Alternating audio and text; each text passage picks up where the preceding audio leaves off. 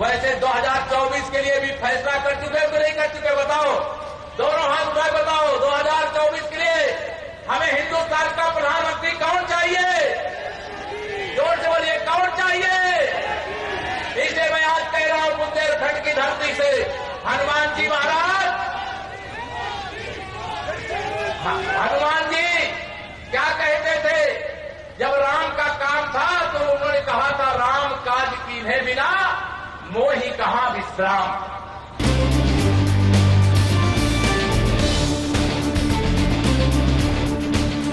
ये नए भारत की तस्वीर है, ये नए भारत की तकदीर है, ये आपके आशीर्वाद का प्रताप है।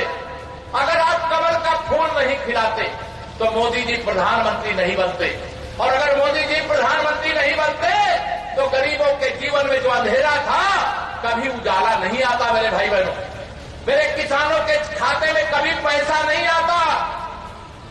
प्रधानमंत्री गरीब कल्याण अन्न योजना का राशन नहीं मिलता, 4 करोड़ गरीबों को पक्का आवास नहीं मिलता।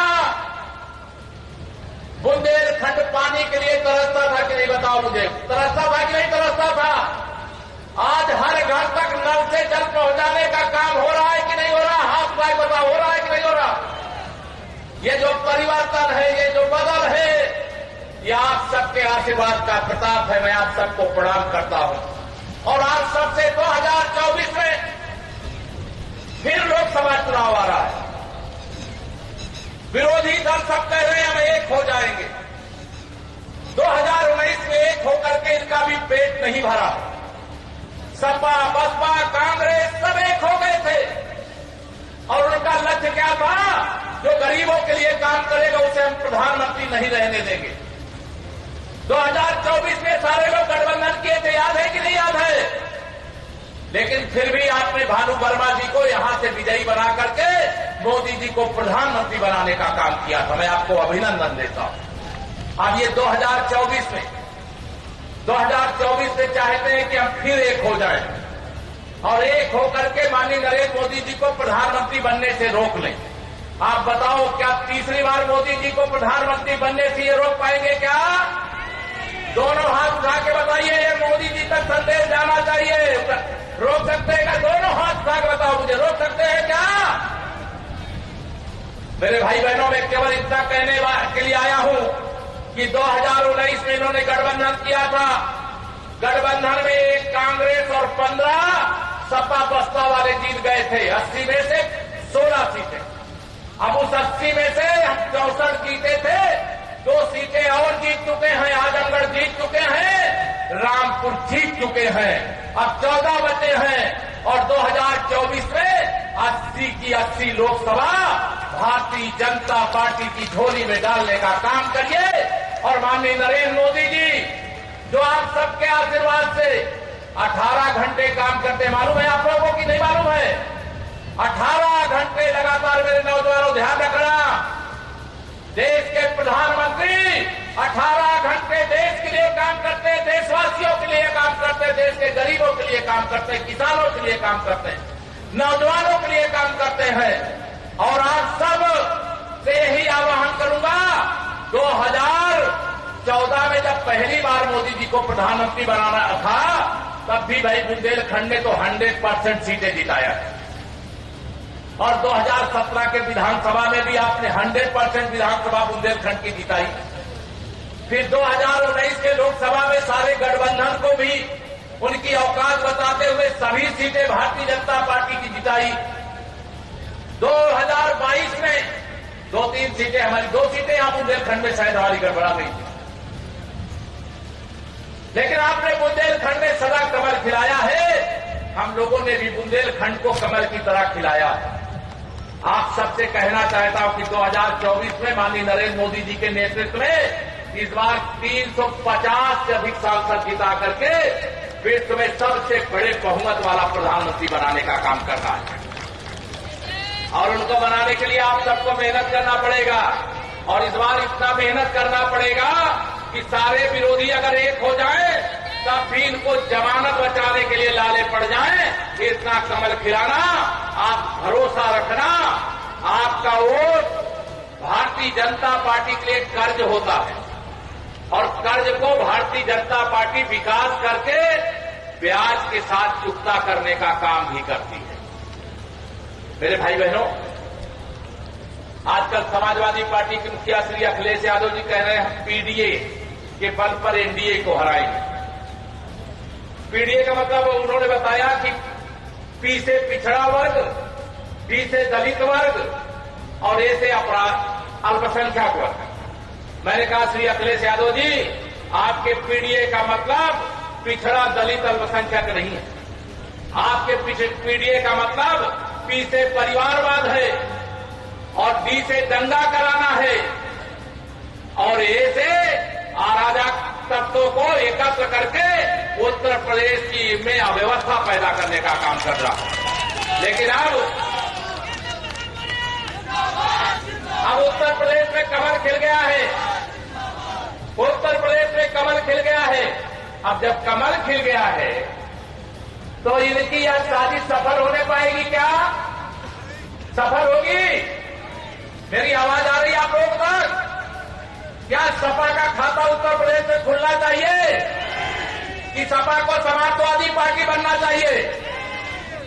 मैं बहन जी को भी सपा से गठबंधन कर लिया पिछली बार। वोट भेज करके नोट इकट्ठा करने वालों, बहन जी आपने तो बहुत अन्याय किया। इसीलिए आप विधानसभा में आपका केवल एक विधायक जीत करके आया। जिन लोगों ने आपको आंख बंद करके वोट दिया, आपने उनके वोट को बेचना शुरू कर दिया। उन्होंने देखा कि उनका भविष्य और उनके आने वाली पीढ़ियों का भविष्य भाजपा में सुरक्षित है।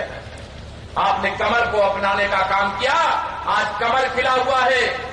सपा का, बसपा का, कांग्रेस का यूपी में खाता नहीं खुलना चाहिए, जो मैं आप सब लोगों से अपील करके जा रहा हूं। गुंडों की पार्टी समाजवादी पार्टी है और गरीबों की पार्टी भारतीय जनता पार्टी,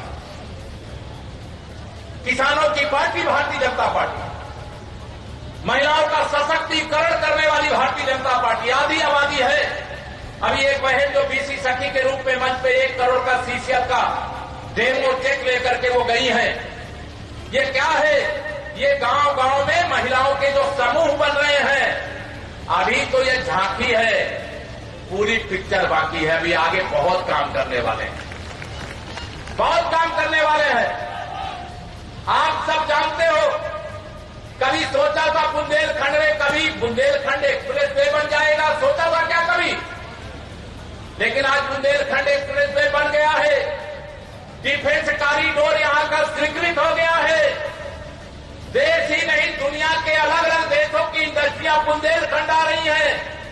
और जब इंडस्ट्री आएगी तो मेरे नौजवानों को रोजगार की बरसात होगी। मेरे भाई बहनों, आप सबके उज्जवल भविष्य की जमीन तैयार हो गई। भ्रष्टाचार करने वाले भयभीत हैं। कल 21 तारीख है। हमारे भारत के प्रधानमंत्री माननीय नरेंद्र मोदी जी कहां हैं? मालूम है आप लोगों को कि नहीं मालूम है? आज अमेरिका गए हैं और कल विश्व योग दिवस का कार्यक्रम संयुक्त राष्ट्र संघ के मुख्यालय पर आदरणीय प्रधानमंत्री जी की उपस्थिति में होगा। और संयुक्त राष्ट्र संघ के मुख्यालय में दुनिया के 195 देश के लोग वहां पर एकत्र होंगे। 195 देश के लोग। बताइए भारत का सम्मान है कि नहीं है? जब हमारे माननीय मोदी जी गुजरात के मुख्यमंत्री थे तो अमेरिका के राष्ट्रपति जो उस समय थे, उन्होंने कहा मोदी जी को वीजा नहीं देंगे अमेरिका आने के लिए। और उसी अमेरिका के राष्ट्रपति जो बाइडेन आज पूरे दुनिया के सामने कहते हैं कि आदरणीय नरेंद्र मोदी जी, आप दुनिया में सबसे ज्यादा लोकप्रिय हो, मुझे आपका ऑटोग्राफ चाहिए। वैसे 2024 के लिए भी फैसला कर चुके हो कि नहीं कर चुके? बताओ, दोनों हाथ उठाए बताओ। 2024 के लिए हमें हिंदुस्तान का प्रधानमंत्री कौन चाहिए? जोर से बोलिए, कौन चाहिए? इसलिए मैं आज कह रहा हूं बुंदेलखंड की धरती से, हनुमान जी महाराज, हनुमान जी क्या कहते थे? जब राम का काम था तो उन्होंने कहा था, राम काज कीन्हे बिना मोहि कहां विश्राम। और आप सब लोगों को मैं कहना चाहता हूं, या मोदी जी को प्रधानमंत्री बनाने का काम राष्ट्र की सेवा है, भारत माता की पूजा है, ये ध्यान रखना। और 2024 में कमल खिलाए बिना मोहि कहां विश्राम। 2024 में माननीय नरेंद्र मोदी जी को एक बार, तीसरी बार फिर से प्रधानमंत्री पद की शपथ दिलाए बिना मोहि कहां विश्राम। बताओ, मेहनत करोगे? अभी अब बहुत गर्मी थी, आज पता नहीं भगवान कृपा कर दिए हैं, आपको गर्मी तो अभी भी है, उमस है, लेकिन उतनी उमस नहीं है जितनी उमस रहती थी। और मुझे लग रहा है झांसी में, अभी मुझे जिला अध्यक्ष जी जमुना जी बता रहे थे, झांसी में तेज बरसात हो रही है। मैंने कहा, भगवान ने भी कहा कि अभी मोदी जी को तीसरी बार प्रधानमंत्री बनाना है, सभा हो जाने दो, उसके बाद यहां भी बरसात करने का काम करेंगे। और मोदी जी ने क्या कहा था? न खाऊंगा न खाऊंगा, और जिसने खाया है उसे भी अतड़िया फाड़ करके भी निकालना पड़ेगा। तो निकाल करके जिन गरीबों का खाया है उन्हीं के लिए योजना बना करके उनके जीवन को सुख से भर दूंगा, उनके दुख को दूर कर दूंगा। बुंदेलखंड की सड़कें, बुंदेलखंड के हर घर में पानी, दवाई, पढ़ाई सब कुछ करेंगे। लेकिन मेरे बुंदेलखंड के शेरों, मेरे बुंदेलखंड की शेरनी बहनों, माताओं, आप सबको इतना ही कहना चाहता हूं, पसीना बहाना बंद मत करना। अगर सरकार सुविधा देती है तो केवल बैठ करके उस सुविधा का उपभोग करेंगे और अतिरिक्त कमाई करना बंद कर दें, ये नहीं होना है। हम सब लोगों को अपनी कमाई बढ़ाना है, आत्मनिर्भर भारत बनाना है, शक्तिशाली भारत बनाना है, विश्व में नंबर 1 का भारत बनाना है, गरीबी से मुक्त भारत बनाना है। और जो आप अपने खेत में पैदा करो वो खेत में बर्बाद ना हो जाए, खलिहान में बर्बाद ना हो जाए, बल्कि उसकी कीमत आपको आपके खेत में ही प्राप्त हो जाए। ऐसा भारत बनाने का काम करना है। इसके लिए माननीय नरेंद्र मोदी जी के नेतृत्व में 2024 में एक बार फिर से कमल खिलाने की आप सबको अपील करता हूं। और विश्वास रखना, कमल के फूल पर वोट नहीं, ये जो गरीबों के विरोधी हैं, ये उनके छाती पर चोट है, चोट। इसे कमल खिलाने का काम करिए और आप भरोसा रखिएगा। अभी तो बाबा विश्वनाथ जी का धाम बन गया है, कन्हैया जी की जन्मभूमि, वहां पर भी समस्या है, लेकिन कमल खिलने दो। विश्वास रखना, आप सबके आशीर्वाद से भोले बाबा का डमरू भी बजेगा और कन्हैया जी की बांसुरी भी बजेगी।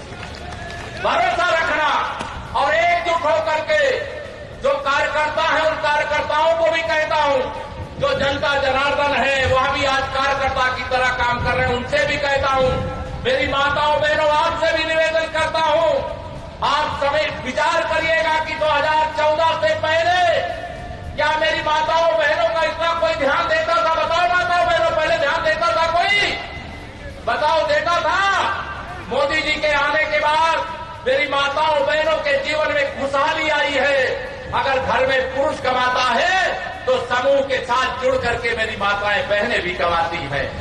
और डबल इंजन की सरकार जैसे डबल ट्रिपल रफ्तार से विकास करती है, वैसे परिवार का विकास भी डबल रफ्तार से, ट्रिपल रफ्तार से हो रहा है। मेहनत करना है, पसीना बहाना है। मेरे प्रधानमंत्री जी पसीना बहाते हैं, देश के लिए पसीना बहाते बहाते खून भी सुखाते हैं, लेकिन देश हित उनकी सर्वोच्च प्राथमिकता रहती है। और कमल खिलाना हमारी भी सर्वोच्च प्राथमिकता रहनी चाहिए कि नहीं रहनी चाहिए? तो मैं आप सब लोगों से यही निवेदन करूंगा, 2024 के लोकसभा चुनाव में जाइएगा सब कुछ भूल, याद रखिएगा 56 इंच के सीने वाले माननीय नरेंद्र मोदी और कमल का